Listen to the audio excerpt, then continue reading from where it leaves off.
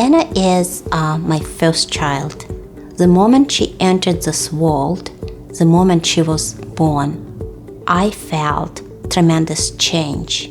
She brought love, she brought happiness, she brought joy, and as she was growing up, she did continue to give me more love and happiness and joy. And at the same time, as she was growing up, maturing, learning, I was growing up, maturing, and learning with her.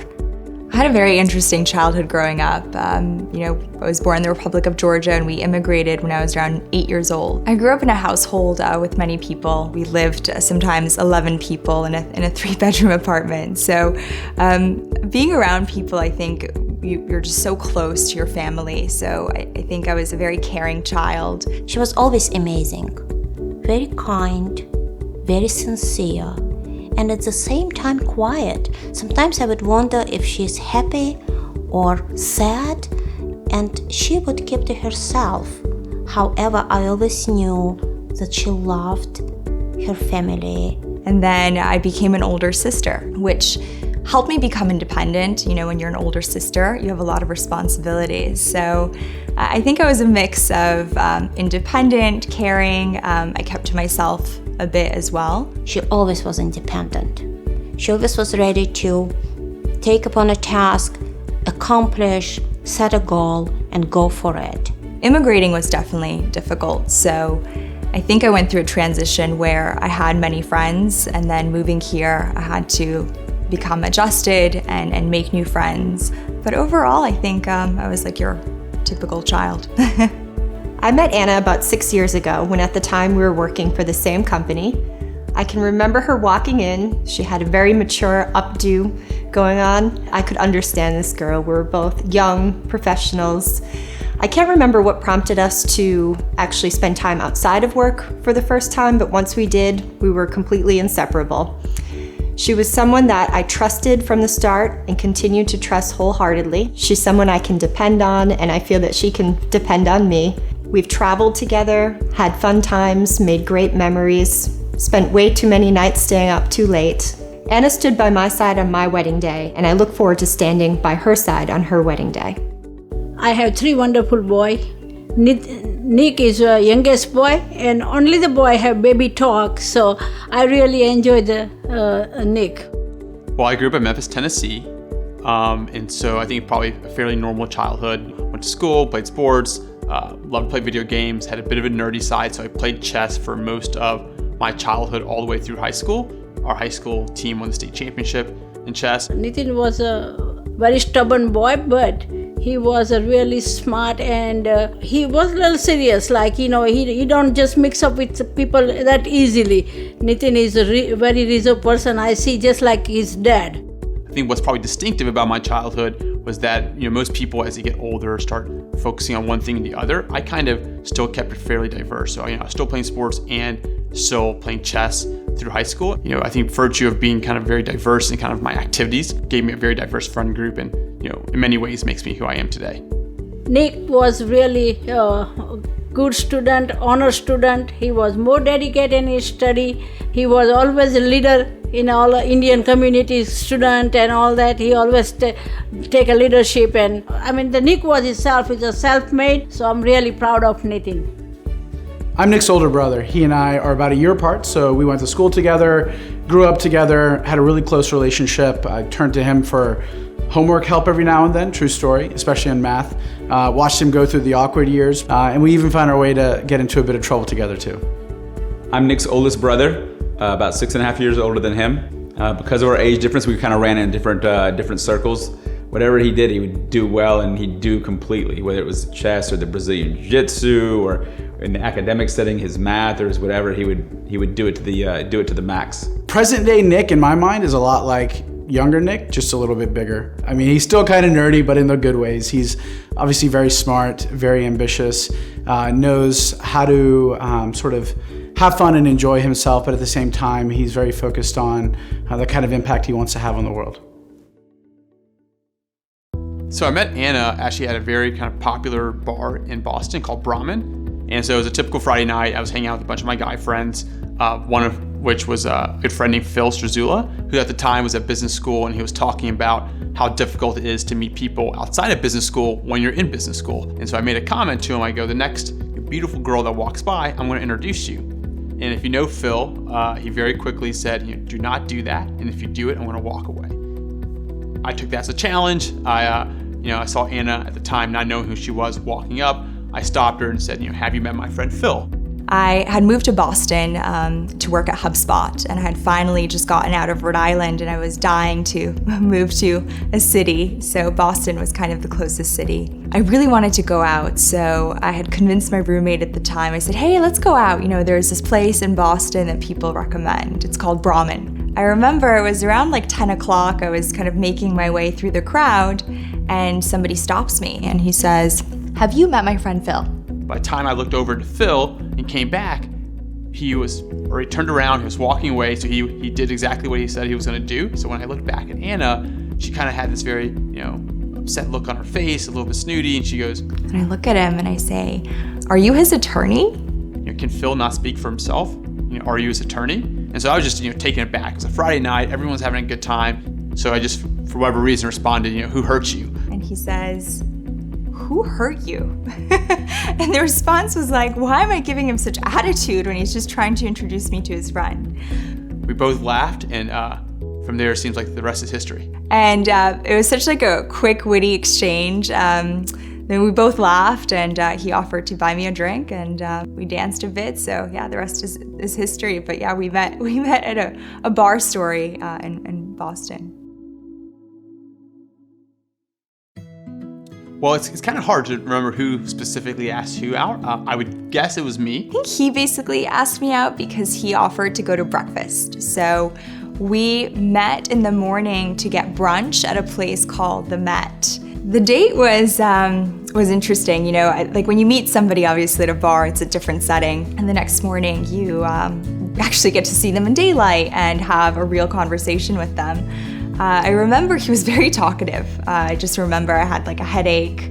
It was early in the morning, maybe around 10 o'clock, and he just kept talking and talking. I was thinking like, gosh, like just take a break. Like don't say anything for like 2 minutes just so I can like get my thoughts together. And so when we actually wrap up brunch, we're leaving. We have to actually get a cab because Anna lives in Cambridge and needs to go back to Cambridge. And when she opens her wallet, she realizes she doesn't actually have her credit card. She left it at Brahmin. And so we're in a situation where I don't have cash. She actually needs to get home. So the date was obviously good enough where I started knowing that I really want to spend more time with this person. When I actually took out my credit card and gave it to her and said, hey, I'd love to see you tonight. Why don't you just use a card, get back to your house. We'll meet up tonight. And I'll pick up my credit card after. We're probably a fairly intense weekend by most relationship standards. We met on Friday, had brunch Saturday, met again Saturday night. So I think it was a good starting point, but I think I had wished he had spoken less.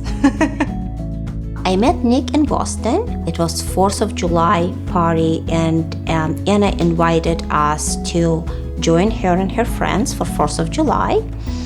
Nick was one of the guests at this event. Of course, I took a mental note that he was very good looking, very bright, interesting to talk to. So in future, when I found out that Anna is actually dating Nick, I was very pleased to hear the news. I had heard about this mysterious man for months before I had actually met Nick. I first met him on an outing to Oktoberfest in Newport, and my first impression of him was that he was fun, intelligent, well-spoken, and he had really great dance moves. I think Nick and Anna make a great couple. They complement each other perfectly. They're fun to be around, supportive. They understand each other's differences and accept each other for who they are. They don't try to change one another, and I'm so looking forward to being a part of their future. I first met Anna, I believe it was November of 2013. I was in Boston for Thanksgiving. Nick and I actually went to one of his friend's house, but before then, Anna and I met up during the day and we went out for lunch together. I could tell she was pretty nervous. I had heard about Anna, but I had not actually met her or even spoken with her. And then we were all getting together in Hazen, Arkansas. Anna was all in. That's kind of what you would want from a person, kind of hook, line, sinker. She loved Nick, and therefore she automatically embraced the family from the very beginning. I love Anna. Over the years, I've gotten to know her even better. I love her personality. I love the way she cares for Nick. I love the fact that she is looking out for him always, and you could tell that that the relationship they share is really strong. And as a brother that loves Nick, it's easy to get excited about that.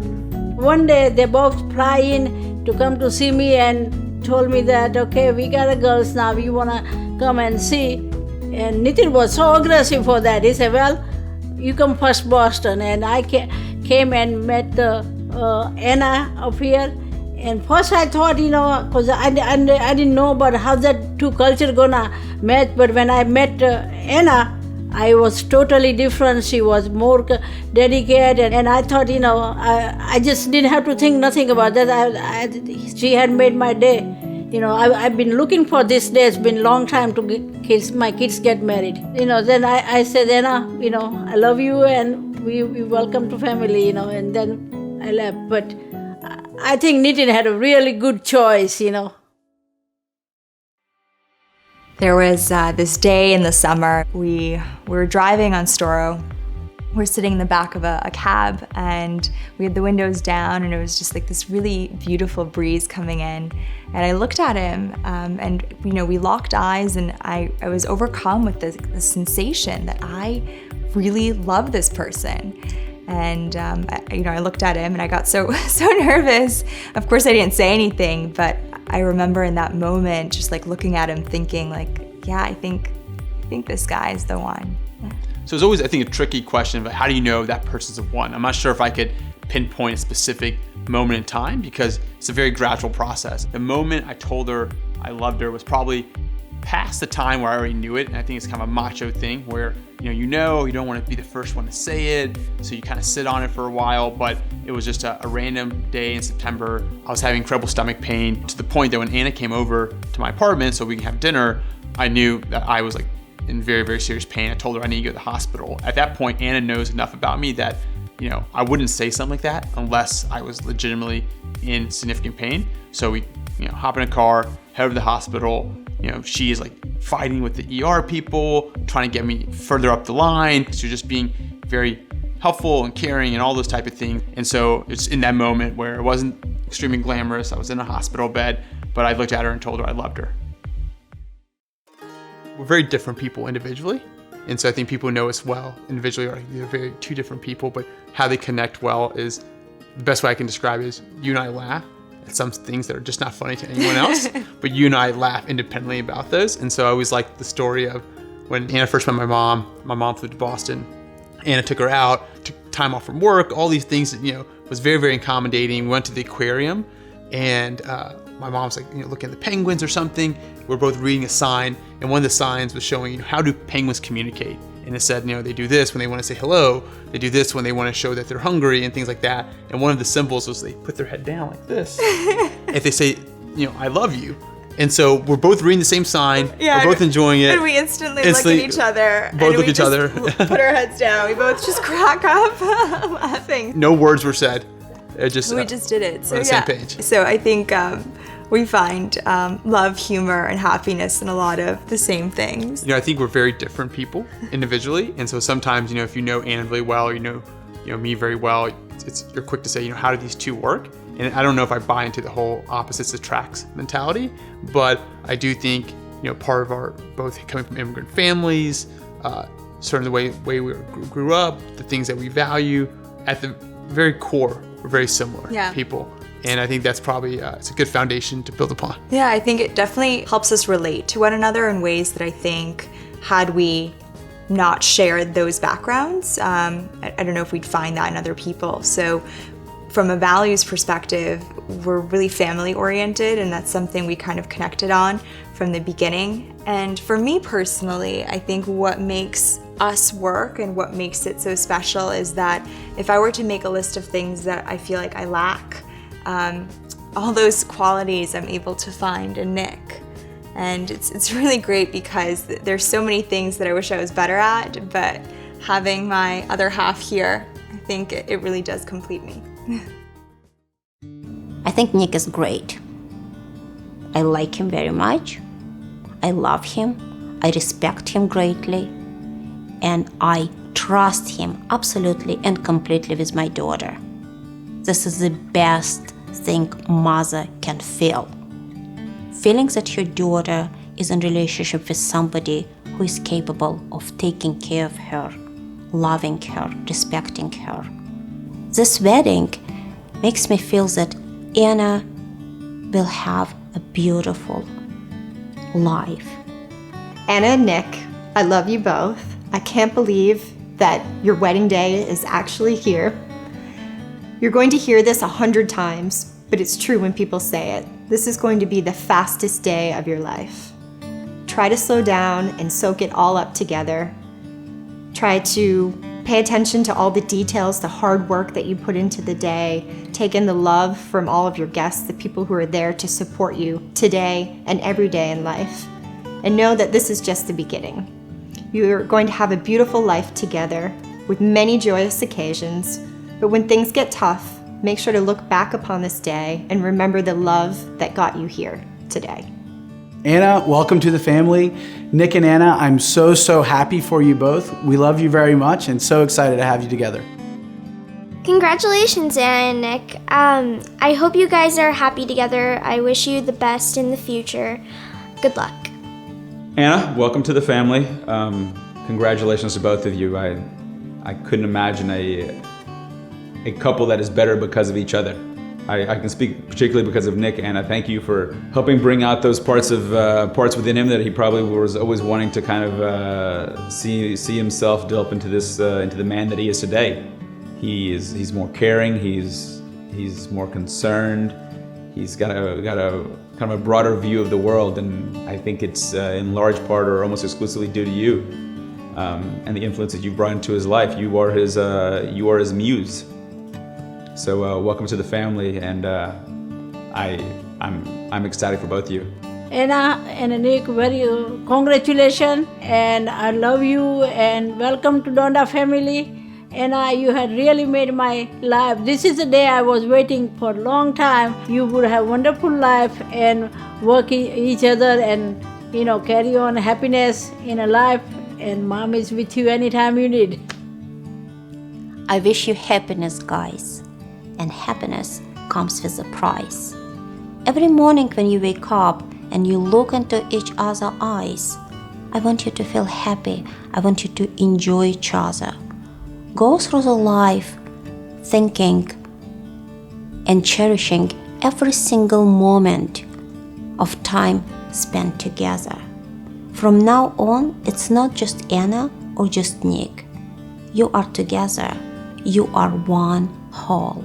And just remember, doesn't matter what life will bring you, it is for better and for worse, in sickness and in health. Love each other and be happy. Hey, Anna. Hey, Nick. I feel so lucky and special to have met you. And, when I think about who I was going to marry when I was younger and all these type of things, you always kind of have these very lofty aspirations. And despite those lofty aspirations, you've kind of blown it out of the park. I can't imagine, not starting my day or ending my day with you. I never thought that if I would take a work trip, that even if it's just for a day, that I would have to miss someone. I'm going to see them the next day. And so all these feelings that would ever exist in me do, and all for good reasons. And I'm just really happy about our future and looking forward to the rest of our lives together. There's so many things that I want to say to you, but I want to tell you how lucky I feel to have met you, to have you in my life. And I think about that every single day. I think about how great you are and how great our life is going to be together. And I'm so excited for you to be my husband, for you to be the father of my children, for us to share so many memories together. So thank you for being part of my life. Yeah, I love you. Love you.